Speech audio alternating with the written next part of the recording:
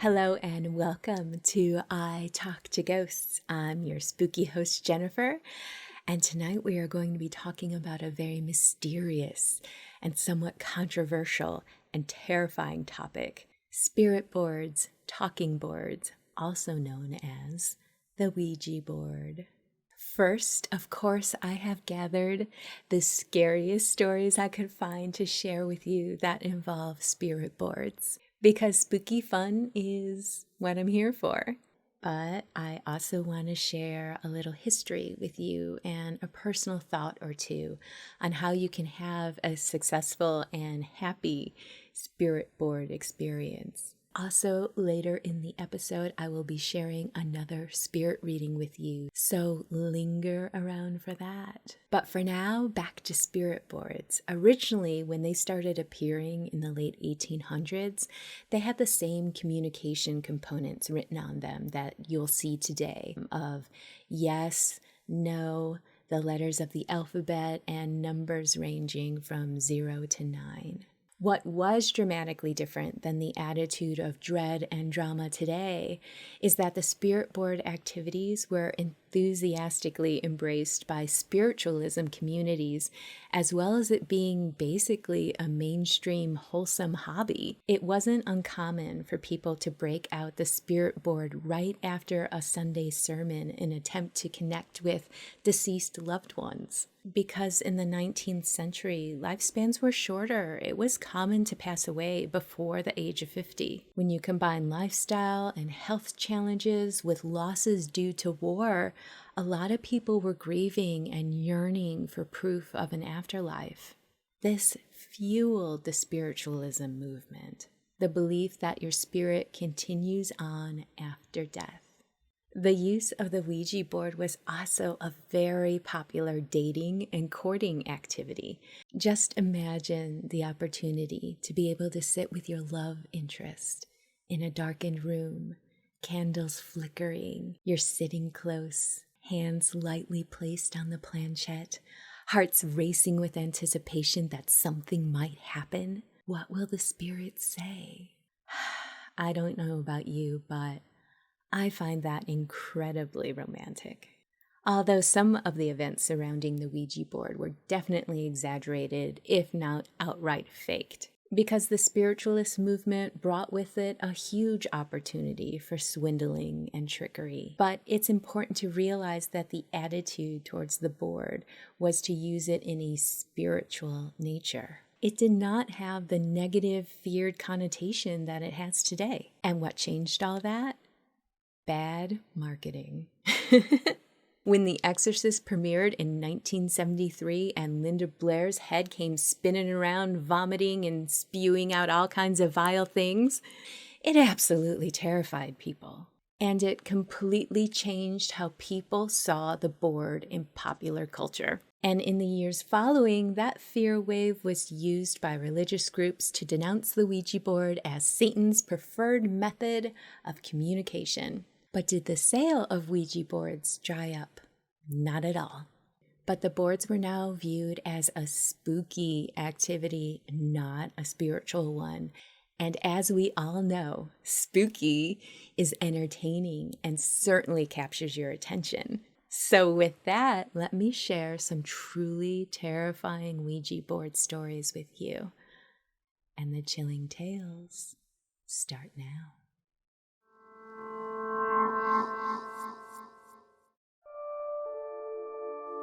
While in high school, a couple of friends, my friend's mom and myself, were talking about a local building being haunted.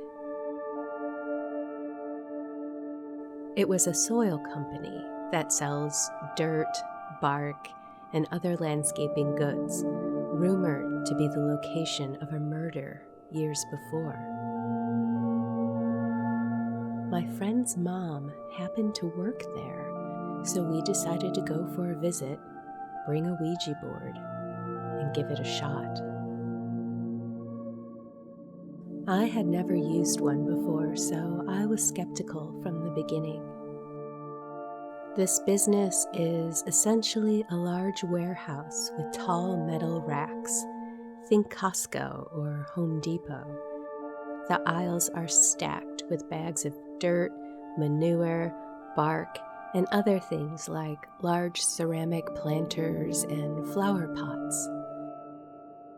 Our Ouija board was glow in the dark, so we kept all the lights off.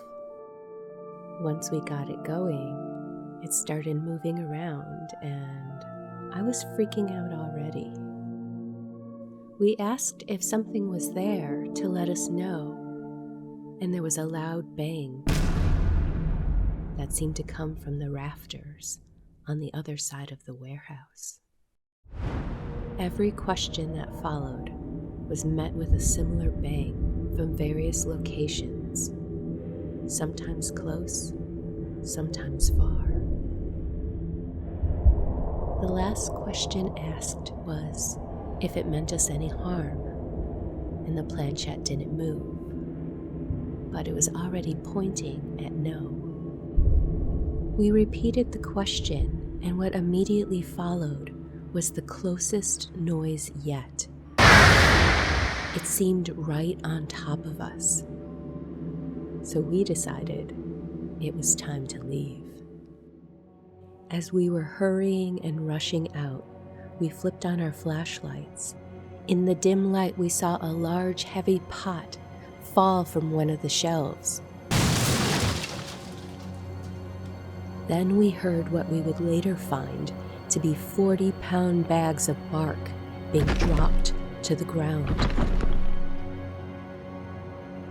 The last thing we heard as we rushed out of the building was a low, slow, grinding noise across the floor.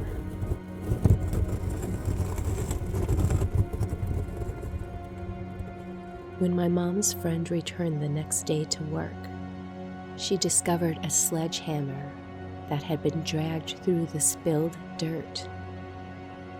It was left standing on its own in the center of the pile. The drag marks were sharp and apparent, but there were no footprints to be found. Here's another spooky story for you. Enjoy.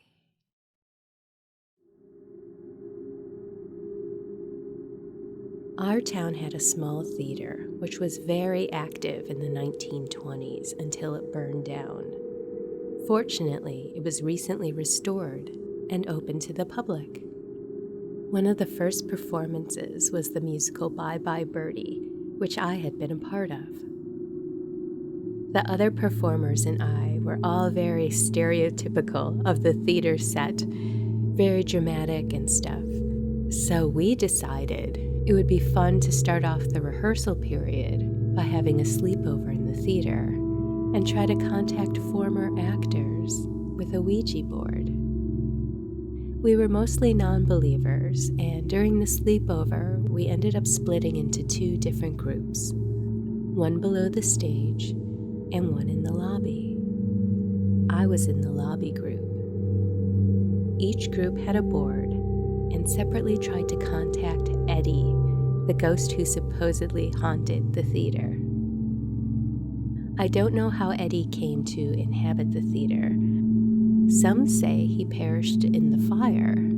Some say he hung himself on opening night. And others claim he fell from the balcony.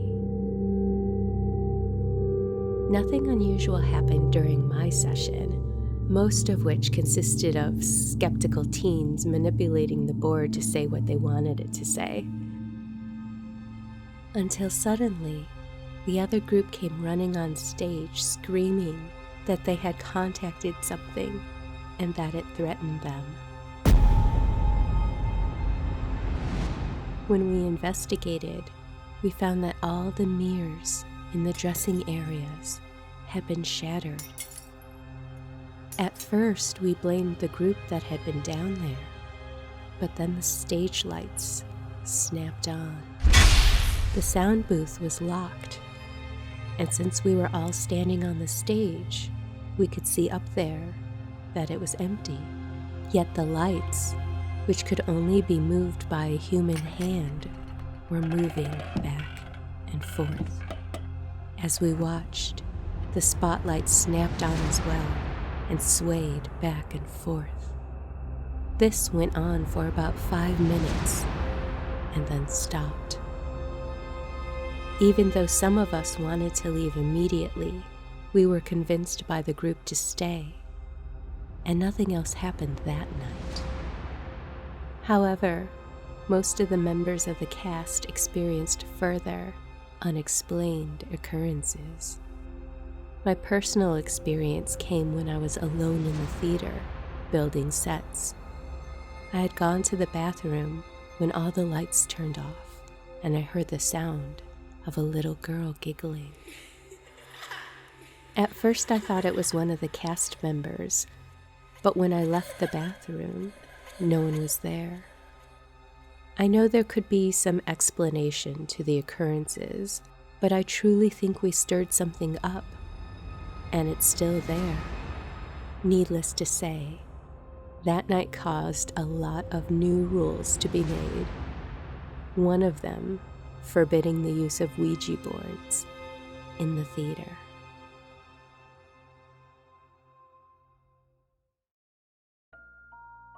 Book a medium reading with me. If you have a past loved one you would like to connect with, a spirit reading can be an amazing and never spooky experience. Every medium is different, but I strive to give you specific details that align only to you and your loved ones. Curious? Visit italktoghosts.com for links to book with me. I can't wait to meet you.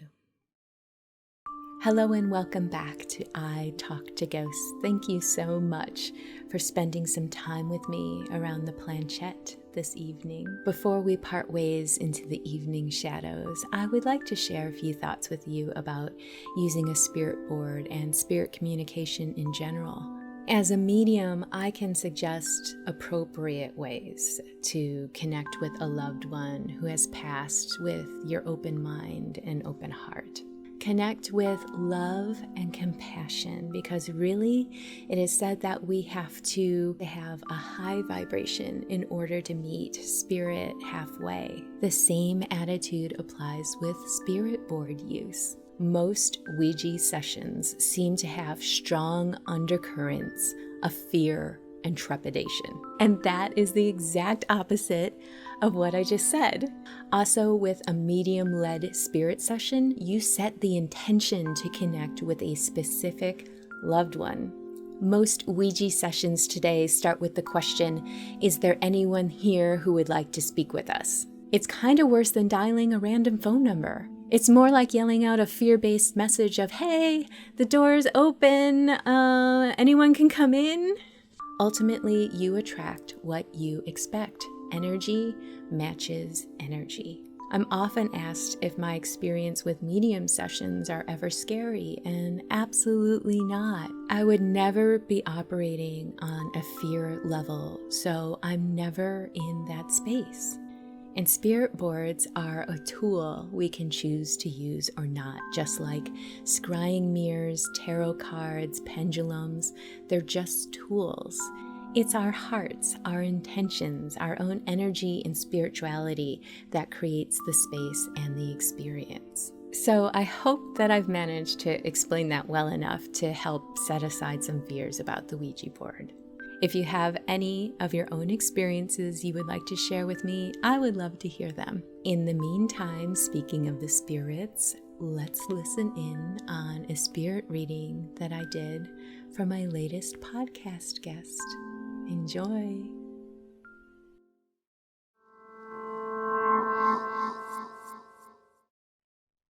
Joining me this evening is my guest, Jamie. Jamie, welcome to the podcast and welcome to your spirit reading. How are you doing tonight? I am good. How are you? I'm doing well. Have you ever had a spirit reading before? I have not, so I'm very excited for this. This is a whole new experience. Okay.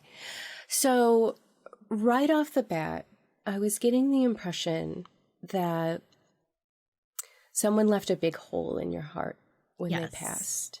Yes. And that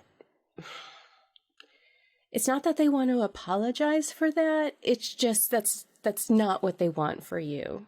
and that they understand how this can happen, but they just want to acknowledge that and say that they know that you took their loss really, really hard, and they're really sorry for that, but they are still with you. So is that something you can connect with? Yeah, my dad died when I was like 2, so it could be him, or my grandma died a couple of years ago, so that was a really rough one too. Either way, yeah.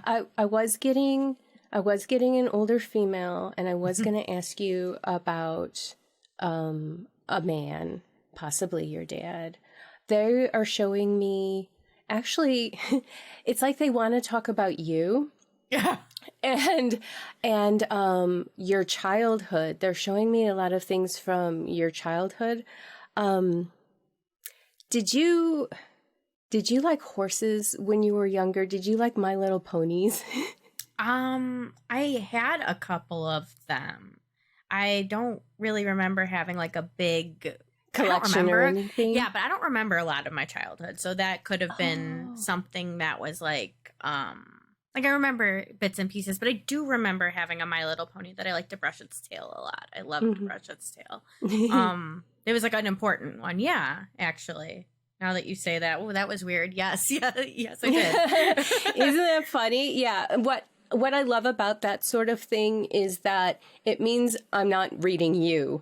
I'm reading someone else. Yeah, definitely. And they were also showing me, I don't know if you had this or not,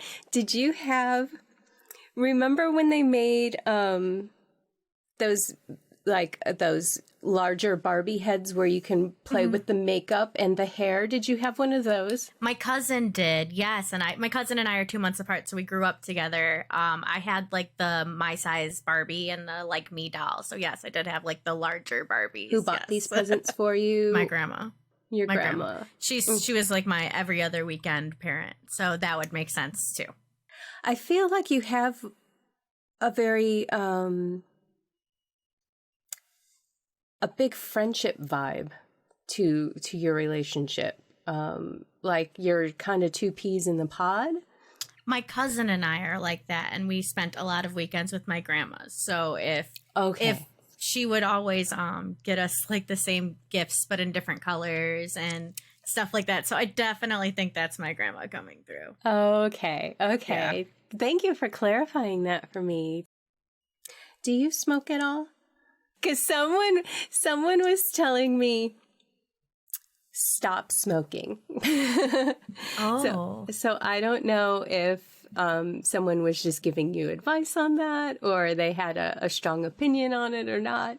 But my dad was a cigarette smoker. He died of lung cancer when I was younger. So I almost wonder if that he smoked a lot of the lung cancer runs pretty prevalent in my dad's side of the family. So I wonder if it has something to do with that. Yeah, it could just be a link like that where it's, they're kind of showing their ailments and the message behind that. Does your mom still smoke now? No, she quit. Oh, good. She's quit twice, but yeah, she doesn't smoke. My stepdad does. Okay. He's started again. There seems to be a strong message, maybe to all involved, to just stop. To stop smoking. Okay. Yeah, it's like an anti-cigarette campaign going on. Okay. There were a few other things that seemed younger year related. Okay. Do you know anyone who had a rabbit coat? And did you like to pet it? My grandma did. My grandma had a fur coat. I don't know if it was rabbit, but yes, I loved petting very it. Soft. Yes, yeah, it was like mink or something. Yeah, she was showing me that you just loved touching it, and rabbit fur coats really aren't in vogue anymore. No, so it just seemed like such a specific memory that she was, she could really tell that you loved this coat. Did she have a really good sense of humor? Yes, my whole family does. But I wonder, so I have been joking that my biggest fear when I die is my dad's going to look at me and be like, yo, kid, about those dead dad jokes. So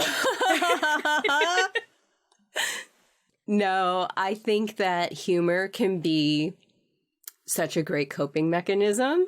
Yeah. And also, if humor runs through your family, like it was brought up pretty quickly that it's like a sense of humor is key, laughing is key. And if we can't laugh about something, it's almost like, why are we experiencing it in a way, you know? So never feel guilty about your humor. And I think he's laughing right there with you. I hope so.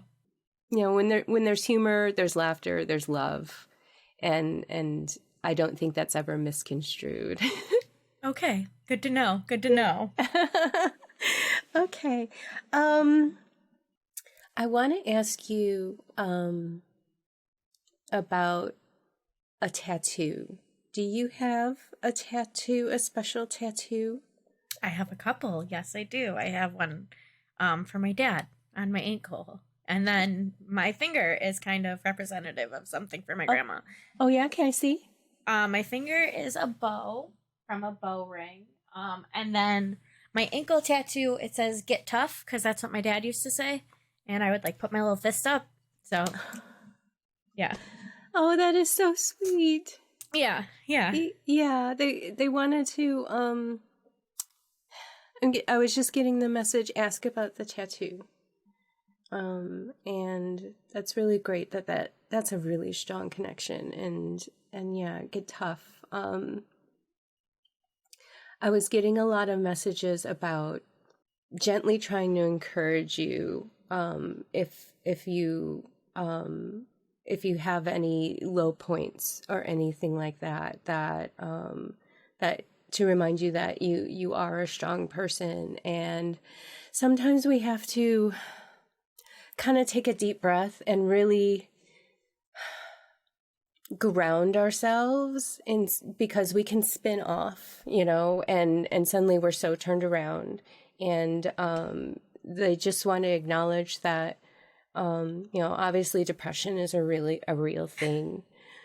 But you are so strong through and through, and, you know, you care and you have so much emotion, and caring and having a big heart is never a bad thing. But when it starts to kind of turn on you, that's when the self-care has to come in.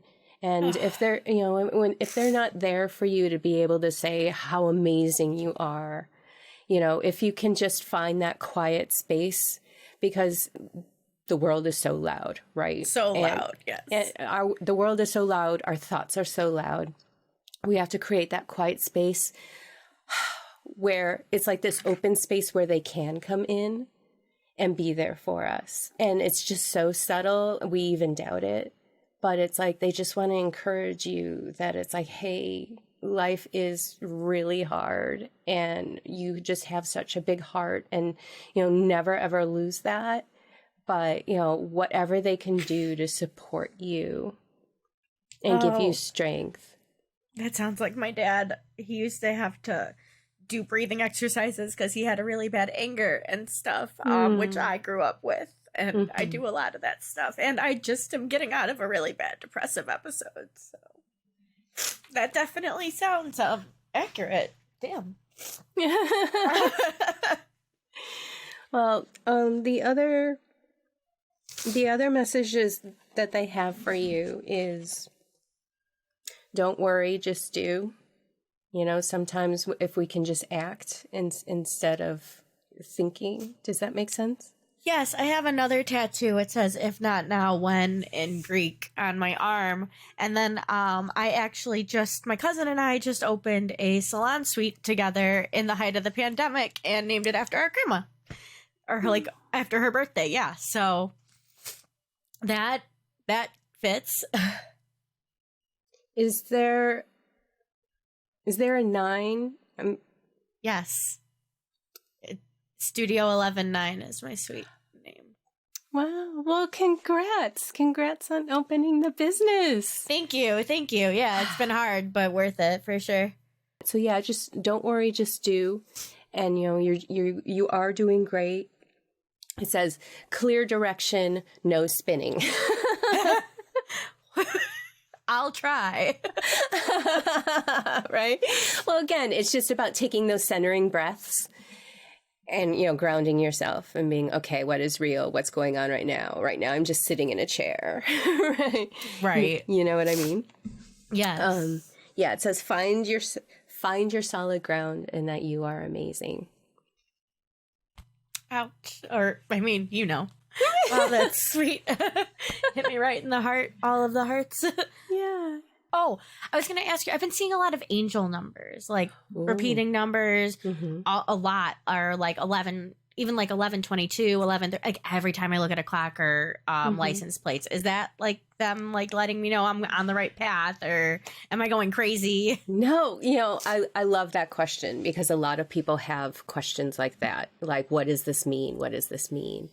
And ultimately, you know, our own intuition and our own connections are where you will find those answers, right? Right. It's easy for someone to say, oh, well, it's clearly this, but like, what do you feel when you see it?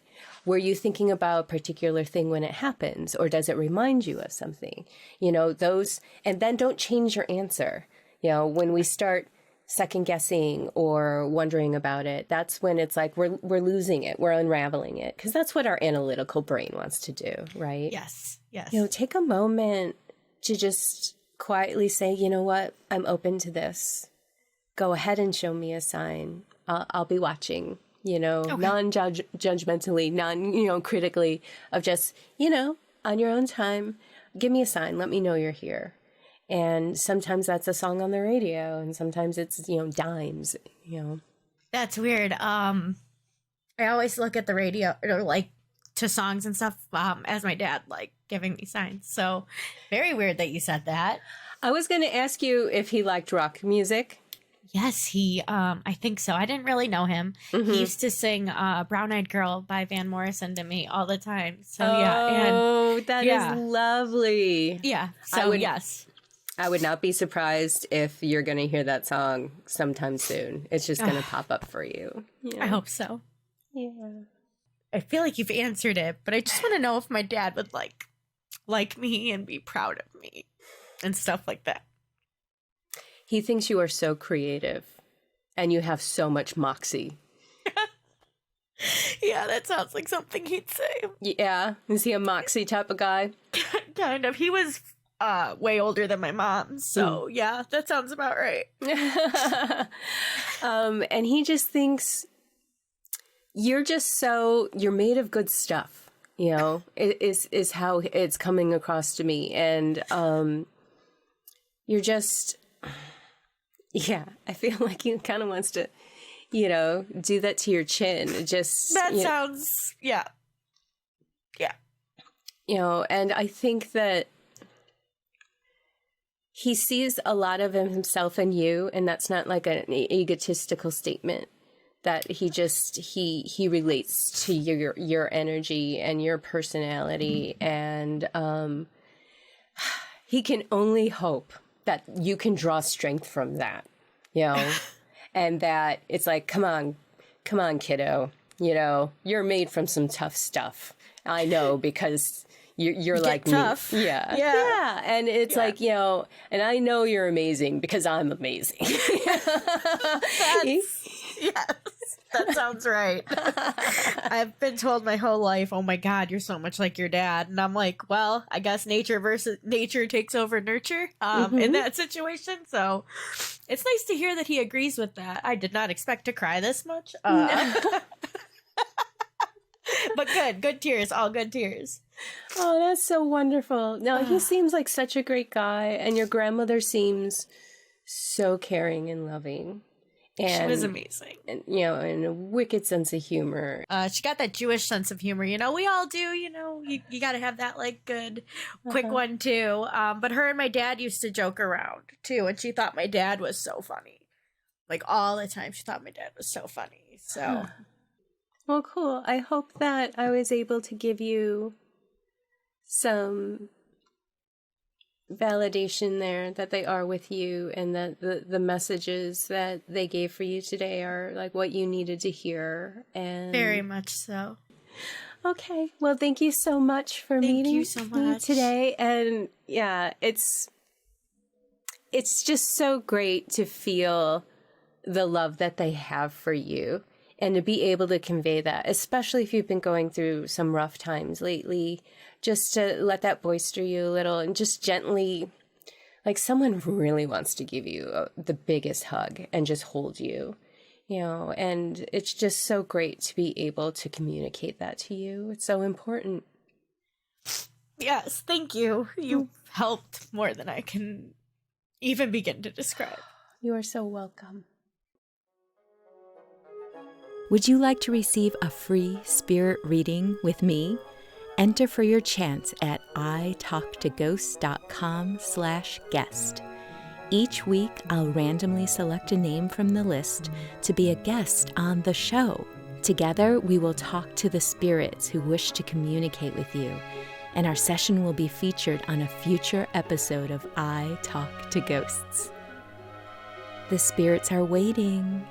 Enter now at italktoghosts.com/guest.